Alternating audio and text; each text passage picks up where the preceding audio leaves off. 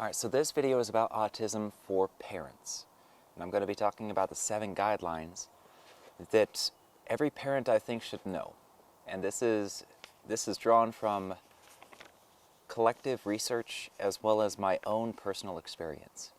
So let's dive into it, okay? Okay, so we're going to jump into it. You may be wondering, why do I have this piece of paper over here? Well, it's because I'm autistic. It's difficult when I'm talking about things that I can remember and relate to because of all the memories that swarm through my head when I try to describe it. It's very difficult. And this right here helps me stay focused. So let's jump into it. So guideline number 1, we work by function. I want to show you something. See these ripped jeans? I've had these for probably, oh my gosh, I've had these for 15 years. And I love these jeans. Why am I wearing ripped up jeans? Because, I mean, this is not ripped up. The sweater, all of that, no. We don't care what things look like. I mean, we care to some degree, but that's only our own personal aesthetic value. If it feels comfortable to us, we're okay with it. We're very functional people, meaning, does it work for us and does it make us feel comfortable? Does it accomplish what we want it to accomplish? These jeans right here, I've been in several fights in these jeans. I am a martial artist. I want to be able to kick above my head or to do the splits randomly. But I also want jeans that are comfortable. That's why I fell in love with these jeans. They're interstate jeans. They don't make them anymore. This was back when people wore super baggy pants and whatnot back in the 90s and 2000s. Yeah, 2000s. Oh my gosh, it's been that long. All right, so when I was growing up, my best friend hated my hat. It was orange, it was green, it was blue. I could throw it accurately across the house. It was functional to me because I had fun with it.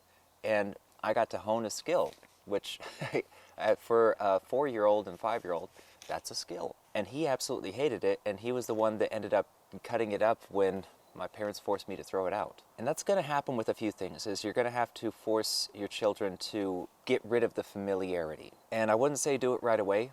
I mean, thank God my parents were, they took at least a few years before getting rid of anything. Think of it like a safety blanket, okay? These jeans are kind of a safety blanket for me. I wear these when I'm feeling uncomfortable, and I wear them when I feel down, depressed. So these jeans, they are my favorite jeans in the entire world. This sweater, my favorite sweater in the entire world, okay? It's been a bad week. I wear these things when it's kind of like comfort food for me. You'll find the same thing with a lot of autists. We're not worried so much about impressing you.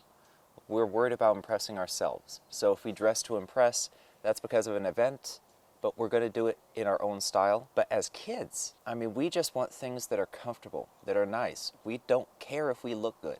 We really don't. And that's something to remember, is you guys kind of have to be our sense of fashion. And please, for the love of God, don't do what my parents did, which is get really big glasses instead of something like this. Make them brown, make them thick. Yeah, teasing is a real thing. And please, don't set up a scenario to where they're going to be teased more because of how you dress them. Please do not. Okay, we have no fashion sense. Autists don't have a fashion sense, really. That's kind of rare. It's about as rare as me being able to talk psychology. All right, guideline number 2, eye contact. Eye contact is socially expected, and eye contact can be very difficult for my kind. See, a picture is worth 1,000 words and a face is worth 1,000 pictures. By some of the reports of people less functional than I am, autists that can communicate but aren't as functional, they describe it as painful to look at somebody's face. I understand why. You have so much detail going on in your face when you're talking. Like right now, my lips are moving, you see my eyes squinting just a tiny bit, my eyebrow, like there's so much information and it's programmed into us. And my kind, we're built to just absorb information, just completely take it in. When we look at your face, we are getting picture after picture after picture. It's overwhelming. It's way too much information. But there's a trick to it. Teach your children to focus on an eye. Teach them not to focus on the entire face, because what my kind like to do, we take in the whole picture. Like right now, I'm looking at this camera in front of me.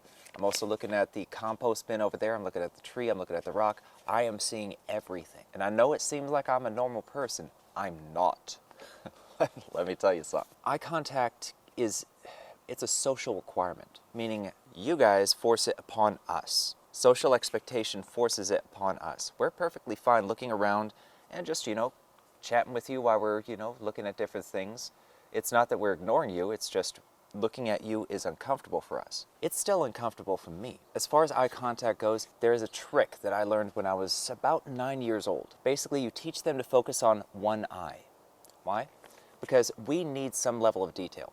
Like just staring off at a wall okay, we won't do that. We'll start looking around for something. Oh, is there a crack in the wall? Like if you put us in a chair where we can't move our heads and all we have is this white wall in front of us, we will find the speck of dirt. That's our nature. We need a certain level of detail. And with that level of detail, you can get plenty of detail off of an eye. You could still gauge somebody's emotions based on how their eye moves and how it widens and darts around.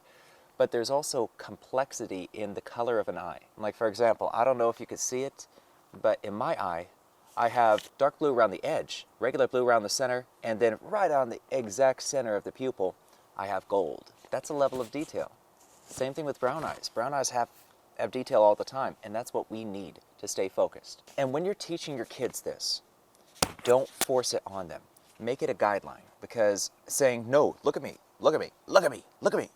If you see us rocking in any way, shape, or form, or if you see us quickly looking around, it's a fight or flight reflex for us, meaning we don't know what to do and we are horribly uncomfortable.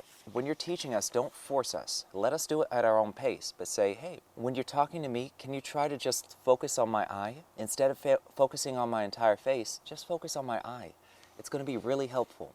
It's going to help you out and it's going to make me feel better. At that point in our lives, like when we're younger, between the ages of, I'd say 4 and 10, we are impressionable, meaning you are our center. We want to impress our center. I would highly recommend, just have us practice on you and then practice on the rest of the world because you are comfortable to us. And after a while, you can fake it just like I'm faking it right now. Most of you can't tell I am functionally autistic, but that was also 20 years in the making. So we're going to move on to the next guideline. So before we move on to the next guideline, let's recap on 1 and 2. All right, 1 is we're just functional. Dress us well, but don't dress us in a way that's going to get us beat up. And don't let us dress ourselves in a way that'll get us beat up. And then number 2 is eye contact. If you see us rocking, then step back a little bit. Ease up a bit. Okay, don't say, no, look at me, because that is a very cruel thing to do to us. It forces us into a position where by looking at your face, it is very uncomfortable, if not painful. Many autists have described it as painful. It's not painful for me, but oh my gosh, it's uncomfortable. It is very uncomfortable. And so teach them to focus on an eye and let them move at their own pace. You don't want them to be overwhelmed. We're going to move on to tunnel vision, number 3. So a brief overview of what tunnel vision is okay, I'll give you a great example that happened directly to me. I was about 10 and a half years old, 10 and 6 months, and I was playing a video game on our regular RCA 32-inch, which back then, that was pricey. My mother was about 5 feet away from me, apparently yelling at me, and I couldn't hear her. The reason being is I was suffering from tunnel vision at the moment. And I wouldn't say suffering so much, but tunnel vision means hyper-focus. And this is just, tunnel vision is the way you would describe it. My kind would describe it as hyper-focused. So what does that mean? That means I was so into that video game and planning out my next moves and just reading the entire scenario, the entire environment, that I couldn't hear my mother yelling at me. And you're going to find it that it's not that we're ignoring you, it's that we genuinely can't hear you. The same thing can happen when you're drawing. I've had times when I was drawing in, the 3rd grade, and I could not hear my parents yelling from outside my room. I couldn't. It just wasn't there. You only get tunnel vision when you enjoy doing what you're doing. At least my kind do. And we're just so intently focused. We can't hear or acknowledge things around us. So that's not us ignoring you. Please don't hit us for it. But that is us enjoying what we're doing. Like just throwing all of everything we got into it. So the way to fight tunnel vision is give us guidelines. And it may seem counterintuitive to a lot of you, because most of us were raised with the reward punishment system. Do this, you'll get an allowance. Do this wrong. Most of us grew up with a punishment reward system. And to fight tunnel vision, my kind don't need the reward punishment system. It's not positive. The way that you fight tunnel vision is let us know to listen to our surroundings. I will say this, my kind can manipulate the rules. If we think we can manipulate the rules to our own ends, we will. While you've been raised with the reward-punishment system, I would say scale it down a bit, and I'll tell you why. When we're hyper-focused, we've got something that we enjoy doing that is detailed enough to occupy our minds, to really draw us in. What is the punishment for that? All right, so most of you have grown up with the reward-punishment system. That doesn't necessarily work with my kind, but in this case, it would. The way that you start out in coaching us is to say, okay, I understand that you're really focused, but try to remember your surroundings. Try to remember people around you. Try to hear your surroundings. That is a good way to approach one of us. But we can be little a-holes, but we tend to push limits, and we tend to test boundaries, because that's how we figure out what the world is. We test boundaries. We might use that as a crutch, meaning the second we realize that you understand what just happened, we may use that when we want to ignore you. The traditional reward-punishment system, like beating and all of that, that will not work with us. We will resent you, and we will remember it for the rest of our lives. We will never, ever, ever forget that you hit us for something that you shouldn't have hit us for. I promise you, I am not the only one of my kind that remembers that. Our memories are amazing, but they're also detrimentally amazing. We can relive past memories. So do not hit. What can you do in the reward-punishment system? Because, I mean, the same way that eye contact, you guys expect us to give you eye contact. You don't need it, but you expect it. So when it comes to autists, you guys expect obedience. You're either going to listen when I'm talking and yelling at you, or you're going to be punished. There is a safe way to punish our kind that we will remember. My parents, they figured it out somewhat early. They had me go out in the yard and weed. Just dig up weeds here and there. The reason that is horrible for us is because what caused us to have tunnel vision is detailed enough, has enough moving parts that it pulls us in. When you have us go outside and weed, or do a remedial task like mowing the lawn or sweeping the yeah, try telling us to sweep the rug. We will actually try that. It's like finding a left-handed screwdriver. Have us mop the floor. Have us vacuum the rug. Have us mow the lawn. Have us weed the garden. Okay, these are basic, boring tasks. And what those tasks do is, it is our worst nightmare. I had a job like this where I was basically doing data. I went from being dynamic to doing data entry for 8 hours a day because I was really good at it. It burned me out. When they go out there weeding, they'll quickly realize, okay, I can't just daydream while I'm doing this because it'll make me move slower, which means I have to do it longer. And so they have to focus, they have to do it, this remedial, basic task, this people of Walmart task. We won't like it, and we will remember it. It gives us incentive to try and acknowledge things around us. Like when we're playing a video game, or when we're painting, drawing, typing on the computer. When we have tunnel vision, telling us to listen to our surroundings gives us a goal. And I'll tell you about rules and guidelines and goals later, like how we perceive them. But by giving us a goal, by giving us a direction, we will start to work towards it. And you've got to give us time to do it. It's not an overnight, oh yeah, I hear you. It's not that. And if you see that I'm getting a little bit more erratic, it's because I'm having to relive every memory associated with what the guidelines I'm telling you. That's one of the downsides to being autistic. We end up reliving a lot of memories when we talk about what we are. It's why you won't find too many autists talking about what we are. Not very many have an affinity for psychology. Let's recap. So we work by function. Don't dress us up to get beat up, and don't let us go out to get beat up. Eye contact, okay, ease us into it. And same thing with tunnel vision. Eye contact, ease us into looking into a eye, a single eye. Tell us to take that big picture, narrow it down. And then with tunnel vision, basically tell us to listen to our surroundings and be more aware of our surroundings. Say, hey, I was talking to you, I was even yelling at you, and you weren't moving. And that's dangerous in a fire. That's dangerous if you can't hear my commands. Okay, let us know in that fashion to where, oh, there's a penalty. And then if we keep doing it, or if you see us hearing you but ignoring you, that's when you can invoke the reward punishment system. But I mean, give it a couple times before, because it could just be you misreading the situation. And then give us a boring task to do. Don't put us in the corner. If you put us in the corner, we will daydream. and we will dive into our memories. It's something I'm going to tell you about in a second. It's called rabbit holing. Invoke the reward punishment system after a few times, but if you do, make it a boring task that we have to finish. And yeah, that will definitely give us some incentive. But like I mentioned a second ago, we're going on to number 4, which is rabbit holing. So rabbit holing is where you're diving down memory lane. So think of Alice in Wonderland, okay? She's diving down this hole, and as she's diving down this hole, she sees clock, tea kettle. She sees these different things floating in the air. Sorry, I had to relive that actual Disney moment. Imagine diving through that.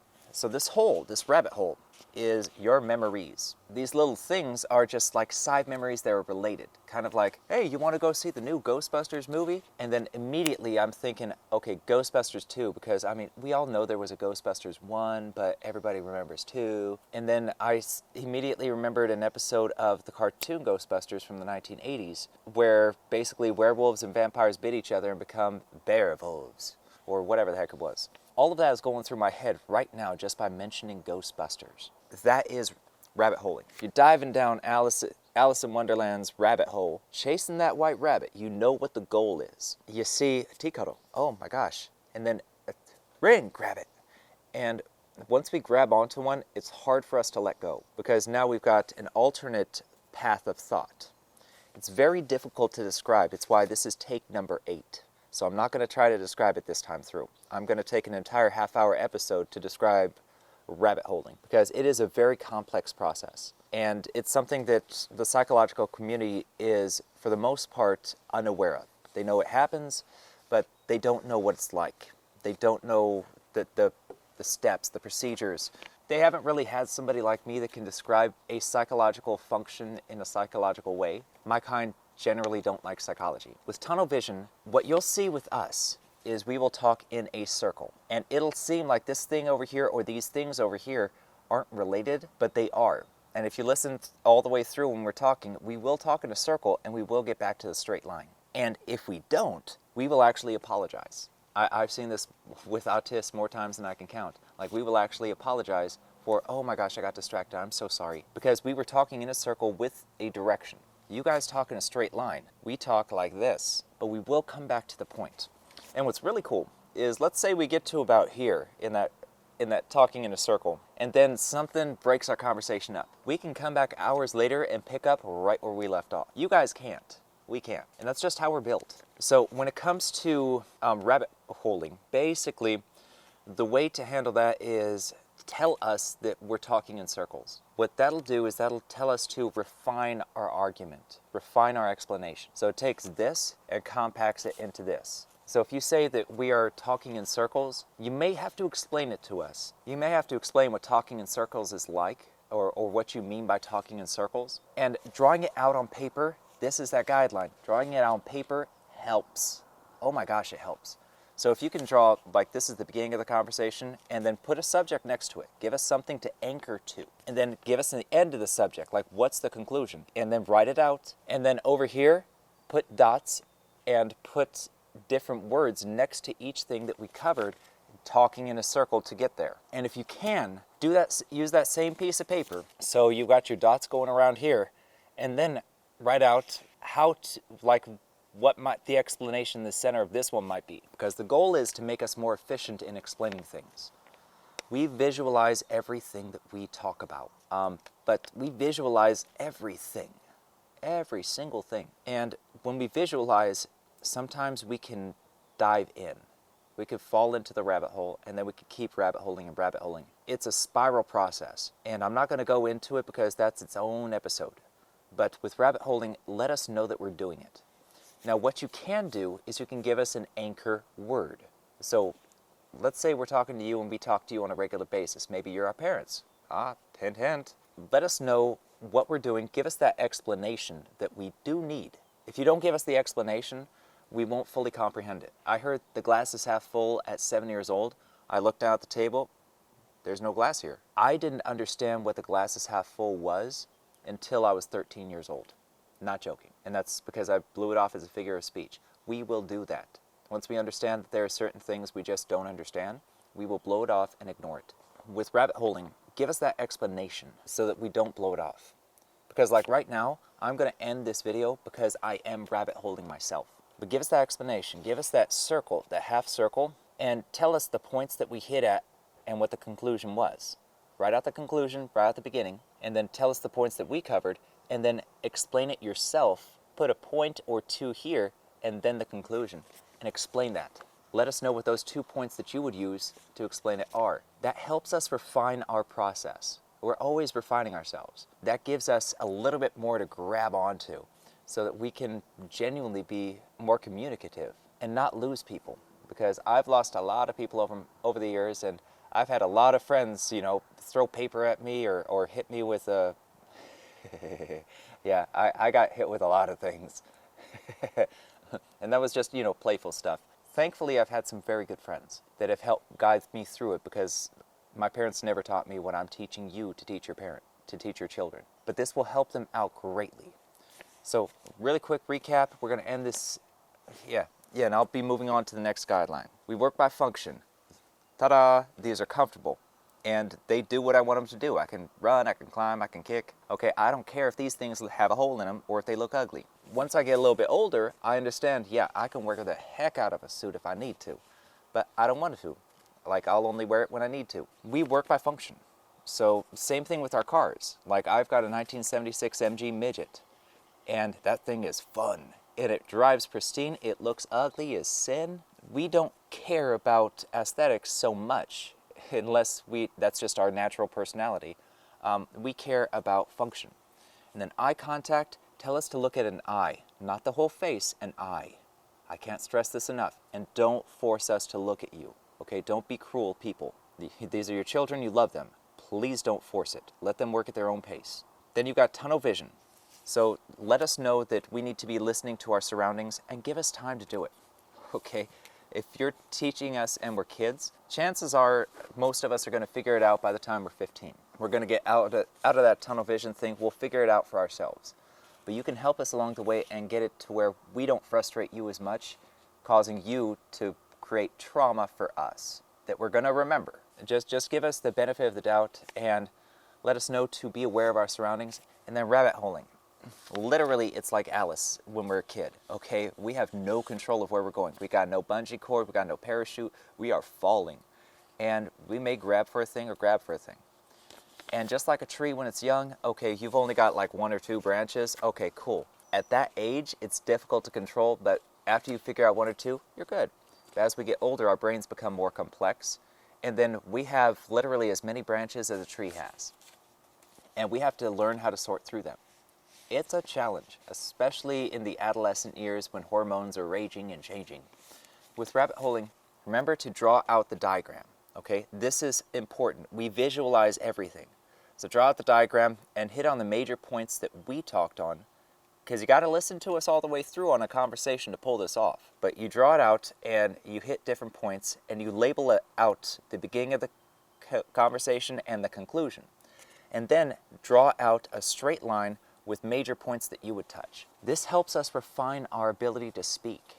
I mean, listen to me. I can speak to you any day of the week. I am mimicking you right now. I'm mimicking the hand mannerisms and the vocal tones and the facial expressions, the micro expressions that I've seen all of you do for the past 30-some years. I mean, this is what an autist can do, because I could not talk like this when I was a kid. I was more like Stephen Hawking. But they can learn it too, and I just happen to have a different affinity than most autists. But they can learn it too, I promise you. All right, so this is going to be it for this episode. The next 3 guidelines are shutting down or shutting off, rules and rituals, and then promises. So those 3, they're going to make up an entire episode, I promise you. Plus, we're going to be recapping on the other rules as well, or the guidelines, if you will. We'll call them guidelines because people don't like rules. I don't like rules. Nobody likes rules. But everything that you're seeing right now, I just want to recap real quick at the end, for the end of this episode. Everything you're seeing right now is me putting on a filter. And the reason this is take 8 is because we do visualize everything and we do remember everything. So I'm remembering memories that I don't want to chase down. But as we get older, we become more adept at learning how to sort through all these memories. this swarm of visions and sensations. We learn how to sort through it, but it is a swarm.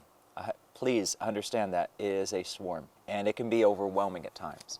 I've never met an autist with an easy life. Not one, not a single one. And the reason for that is we are weird. And just the same way that you expect us to look you in the eye, you guys have so many social expectations, and so do kids. And kids don't have a filter, and they are mean and cruel. I am living proof of that one. It's not easy being an autist. I mean, it's wonderful. Don't get me wrong, I experience sensations that you will never experience, not without the assistance of drugs, which I won't describe to you. I love psychology, right? I can see the entire span of psychology over multiple different cultures for thousands of years in my head at the same time. It's like a fast forward of a movie that you're into, that you want to see the replay of every time, and you want to dive into it like all the spin-offs, right? Because the movie turned into a show, which turned into spin-offs. Kind of like Babylon 5 turned into Crusade, turned into all these other different things. Ranger, Call to Arms. It was a beautiful show. It was a complex show. That's what we experience, is we have this complex show in our head, and we want to follow the spin-offs if we love the subject matter.